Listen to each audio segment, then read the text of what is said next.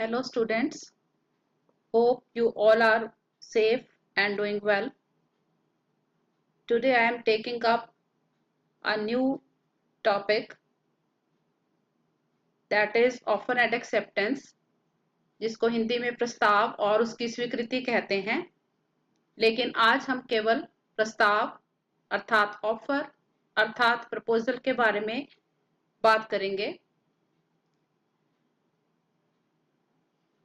तो देखिए, सबसे पहले हम देखें कि ऑफर या प्रपोजल किसे कहा जाता है। Section 2A of Indian contract act 1872 ये ऑफर या प्रपोजल को डिफाइन करता है और कहता है कि when one person signifies to another his willingness to do or to abstain from doing anything with a view to obtain the assent of the other to such act or abstinence he is said to make a proposal. अर्थात जब एक व्यक्ति दूसरे व्यक्ति के सामने किसी कार्य को करने के बारे में या ना करने के बारे में अपनी इच्छा इस उद्देश्य से प्रकट करता है कि सामने वाला व्यक्ति उस कार्य को करने या ना करने के बारे में अपनी सहमति दे, तो कहा जाएगा कि एक व्यक्ति ने दूसरे व्यक्ति के समक्ष प्रस्ताव रखा है। आपको ध्यान होगा कि लास्ट टाइम हमने एग्रीमेंट और कॉन्ट्रैक्ट्स किए थे और वहां पर हमने ये डिस्कस किया था कि एग्रीमेंट होने के लिए दो आवश्यक बातें होनी जरूरी हैं, जिसमें से पहली है ऑफर या प्रस्ताव या प्रपोजल। तो यहाँ सेक्शन 2A को अगर हम समझते हैं तो हमें पता चलता है कि अगर एक व्यक्ति दूसरे व्यक्ति के सामने किसी काम को करने या ना करने के बारे में अपनी इच्छा प्रकट कर रहा है और करते समय उसका उद्देश्य है वो ये है कि सामने वाला भी उस काम को करने या ना करने के बारे में अपनी इच्छा प्रकट करे, तो हम ये कहते हैं कि पहले ने दूसरे वाले के सामने प्रस्ताव रखा है। आगे देखते हैं एक प्रपोजल या एक ऑफर के क्या एलिमेंट्स होते हैं। तो सबसे पहला एलिमेंट बिल्कुल बेसिक एलिमेंट है एग्जिस्टेंस ऑफ टू पार्टीज, यानी कि दो पक्षकारों का होना। जब भी कोई भी प्रस्ताव रखे जाएंगे तो एक साधारण एक ऑब्वियस सी बात है कि एक व्यक्ति अपने सामने खुद प्रस्ताव नहीं रख सकता है, तो एक व्यक्ति के सामने दूसरा व्यक्ति अवश्य होना चाहिए। So it means there must always be two parties और टू पार्टीज मस्ट एग्जिस्ट, तभी प्रस्ताव रख सकते हैं। दूसरा देखिए, चॉइस टू डू और नॉट टू डू, किसी काम को करने या ना करने के बारे में, क्योंकि हमने जैसे डेफिनेशन में भी हमने देखा कि जो प्रस्ताव हैं वो किसी काम को करने के बारे में भी हो सकते हैं और ना करने के बारे में भी हो सकते हैं। तो जो प्रस्ताव है इस प्रकार दोनों तरह के हो सकते हैं कि वो किसी काम को करने के बारे में है या ना करने के बारे में है।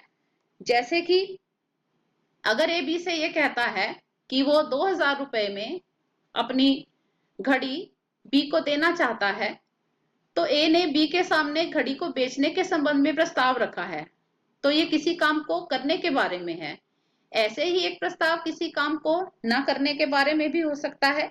जैसे कि अगर ए बी से ये कहता है कि अगर तुम मुझे 2000 रुपए दे दोगे तो मैं 1 साल तक तुम्हारे ऊपर कोई भी वाद प्रस्तुत नहीं करूंगा, तुम्हारे ऊपर कोई भी मुकदमा नहीं करूंगा।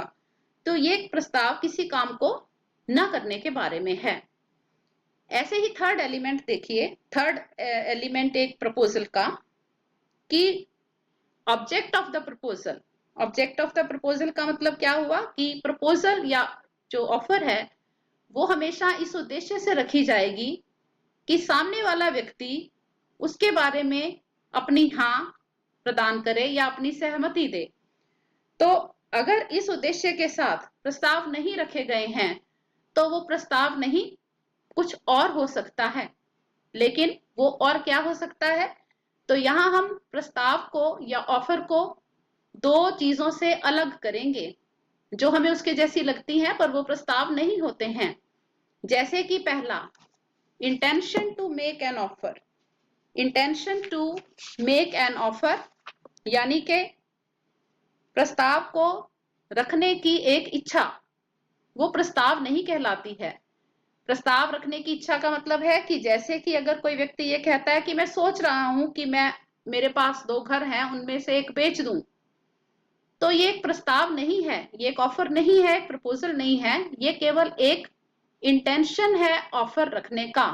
तो इसको प्रस्ताव नहीं मानेंगे, बल्कि ये प्रस्ताव करने की इच्छा है। ऐसे ही एक दूसरी चीज जो प्रस्ताव नहीं होती है, वो होती है invitation to make an offer, यानी कि प्रस्ताव करने का निमंत्रण। प्रस्ताव करने का निमंत्रण और प्रस्ताव दोनों अलग अलग हैं, यहां से हमें ये पता चल रहा है। अब प्रस्ताव करने का निमंत्रण क्या होता है कि जब सपोज एक ऑर्गेनाइजेशन है जिसने की एक एडवर्टीजमेंट दिया है कि उसे कुछ एम्प्लॉय की जरूरत है अपने लिए, तो जब ये एडवर्टीजमेंट दिया जाता है तो ये एक ऑफर नहीं है, ये एक इनविटेशन टू, ये एक इनविटेशन है, एक निमंत्रण है। और जब लोग इसे पढ़कर उस संस्था में एम्प्लॉयमेंट के लिए आवेदन करेंगे तो वो ऑफर वो करेंगे। तो संस्था यहाँ पे क्या कर रही है, इनविटेशन कर रही है, इनवाइट कर रही है कि लोग प्रस्ताव रखें। तो यहाँ पे प्रस्ताव नहीं, इनविटेशन टू ऑफर है। तो यहां तक हमने क्या पढ़ लिया, एक प्रपोजल या एक प्रस्ताव का मीनिंग क्या है कि जब कोई भी एक व्यक्ति दूसरे व्यक्ति के सामने किसी काम को करने या ना करने की इच्छा इस आशय से प्रकट करता है कि सामने वाला अपनी सहमति उस काम को करने या ना करने के बारे में दे, तो हम कहेंगे एक ने दूसरे के सामने प्रस्ताव रखा। और हमने पहले समझा है कि प्रस्ताव रखने वाला प्रॉमिसर और प्रस्ताव स्वीकार करने वाला प्रॉमिसी कहलाता है, जिसको हिंदी में वचनदाता और वचन ग्रहीता कहते हैं।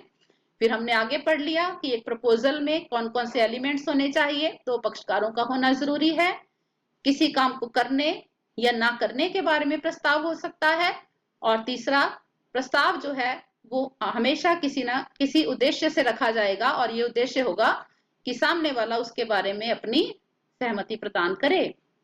उसके बाद हमने 2 चीजें जो अभी अभी की हैं, वो ये कि प्रस्ताव में, प्रस्ताव के निमंत्रण में और प्रस्ताव करने की इच्छा में अंतर होता है, और ये तीनों एक नहीं बल्कि अलग अलग हैं। आगे चलते हैं। देखिए, एक प्रस्ताव के लिए कौन कौन से लीगल रूल्स या वैधानिक नियम हैं। फर्स्ट देखिए, the offer must be able to create legal obligation. प्रस्ताव कब माना जाएगा, प्रस्ताव तब माना जाएगा जब वो एक लीगल ऑब्लिगेशन या एक वैधानिक दायित्व उत्पन्न करने की क्षमता रखता हो। इसका मतलब क्या ना करता हो, सोशल ऑब्लिगेशन या सामाजिक दायित्व अगर उससे उत्पन्न होता है तो उसको हम ऑफर नहीं कहेंगे। ऑफर तभी मानी जाएगी जब वो लीगल ऑब्लिगेशन या वैधानिक दायित्व उत्पन्न करे। और यहाँ पे एक बहुत इंपॉर्टेंट केस जो इससे संबंधित है, हमने पहले भी इसको डिस्कस किया है, मिस्टर बाल्फर वर्सेस मिसेस बाल्फर का केस, जिसमें कि मिस्टर बाल्फर ने अपनी पत्नी मिसेस बाल्फर को हर महीने 30 पाउंड भेजने के लिए प्रॉमिस किया, लेकिन वो किसी कारणवश एक बार ऐसा नहीं कर पाए, तो मिसेस बाल्फर ने उनके विरुद्ध कोर्ट में मुकदमा कर दिया। लेकिन जो केस का जो निर्णय था वो मिसेस बाल्फर के नहीं, मिस्टर बाल्फर के पक्ष में हुआ, और इस आधार पर हुआ कि ये उन दोनों के बीच में एक सोशल ऑब्लिगेशन था, और ऐसा कोई इससे ऐसा प्रतीत नहीं हो रहा था कि उनका मिस्टर बाल्फर का जो उद्देश्य था वो किसी तरह से भी वैधानिक संबंध उत्पन्न करने का नहीं था। तो लीगल ऑब्लिगेशन क्योंकि क्रिएट नहीं हुआ, सोशल ऑब्लिगेशन था, तो इसको ऑफर या इसको प्रस्ताव नहीं मानेंगे। दूसरा, the terms of the offer must be certain, must be unambiguous, और आप कह सकते हैं must be definite. Must be definite means something which is not vague, ऐसा कुछ जो कि निश्चित हो, जो भ्रामक नहीं हो, जो स्पष्ट हो या जो अस्पष्ट नहीं हो, उसको बोलते हैं कि वो सर्टेन होना चाहिए। जैसे अगर ए बी से कहता है कि अगर तुम मुझे अपनी घड़ी दोगे तो मैं भी तुम्हें कुछ दूंगा, तो कुछ कुछ का मतलब यहाँ पे क्या है कि यहाँ पे सर्टेन नहीं है कि क्या दिया जाएगा, तो इसका मतलब है कि यहाँ पे जो अनुबंध है उसमें कुछ कहने के कारण एम्बिग्यूटी है, या उसमें वो डेफिनेट नहीं है, या उसमें क्लैरिटी नहीं है, या वो सर्टेन नहीं है। इसलिए इसको ये मानेंगे कि जो प्रस्ताव की जो शर्त है वो निश्चित नहीं है, वो भ्रामक है, वो वेगनेस है उसमें, तो ये ऑफर नहीं माना जाएगा। थर्ड पॉइंट पे आते हैं, इट मे बी जनरल और स्पेसिफिक। जो प्रस्ताव हैं वो दो तरह के हो सकते हैं, जनरल और स्पेसिफिक। अब जनरल मतलब साधारण सामान्य, और स्पेसिफिक मतलब विशिष्ट। जनरल या सामान्य प्रस्ताव कौन से हैं? जो कि किसी के भी, जो किसी विशेष के सामने नहीं रखे जा रहे बल्कि साधारण जनता के सामने रखे जा रहे हैं। जैसे कि यदि एक व्यक्ति ये कहता है कि वो अपनी घड़ी इतने रुपए में, 2000 रुपए में बेचने को तैयार है, तो ये केवल एक व्यक्ति को नहीं कहा गया, सभी को कहा गया है, तो ये साधारण जनता के सामने कहा गया है, तो ये एक जनरल ऑफर है। और स्पेसिफिक ऑफर कौन सी होगी? जो किसी एक विशेष व्यक्ति को की जाती है, तो जिस विशेष व्यक्ति को वो की जाएगी वही विशेष व्यक्ति उसको स्वीकार कर सकेगा। तो दोनों में अंतर हो गया कि ऑफर्स जो है वो दो तरह की हो सकती हैं, जनरल और स्पेसिफिक, अर्थात सामान्य और विशिष्ट। और इस संबंध में एक बहुत इंपॉर्टेंट केस यहाँ पे डिस्कस कर लेते हैं, और केस है Carlill versus carbolic smoke ball company. इस केस में क्या हुआ कि कंपनी ने एक विज्ञापन दिया कि कोई भी व्यक्ति जो उसके द्वारा बनाई गई, एक कंपनी ने एक इन्फ्लुएंजा की दवाई बनाई स्मोक बॉल, और कंपनी ने ये दावा किया कि अगर उस दवाई को निर्धारित तरीके से उसका सेवन करने के बाद भी अगर किसी को इन्फ्लुएंजा हो जाता है तो कंपनी उसे 100 पाउंड का इनाम देगी। अब मिसेस कार्लिल ने ये विज्ञापन पे विश्वास किया और उन्होंने निर्धारित तरीके से उस मेडिसिन का प्रयोग किया, लेकिन उन्हें फिर भी इन्फ्लुएंजा हो गया, तो उन्होंने कंपनी के ऊपर 100 पाउंड के लिए दावा कर दिया। कंपनी ने अपने बचाव में कहा कि ये तो केवल एक विज्ञापन मात्र था। तो न्यायालय ने ये निर्णय दिया कि इस प्रकार की जो सिचुएशन है उसमें स्वीकृति एक विशेष व्यक्ति या ऑफर एक विशेष व्यक्ति को दी गई है ऐसा नहीं माना जाएगा, क्योंकि जब कंपनी ने कहा कि अगर कोई भी इस दवा का इस्तेमाल करता है और उसे इन्फ्लुएंजा हो जाता है तो कंपनी जो है उसको इनाम देगी, तो ये इसका मतलब ये ऑफर सभी के लिए था, क्योंकि ये एक विज्ञापन था और सभी के लिए था।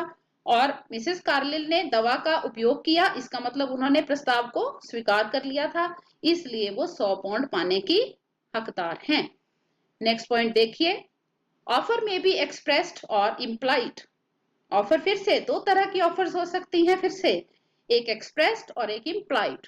एक्सप्रेस्ड मतलब स्पष्ट और इम्प्लाइड मतलब गर्भित।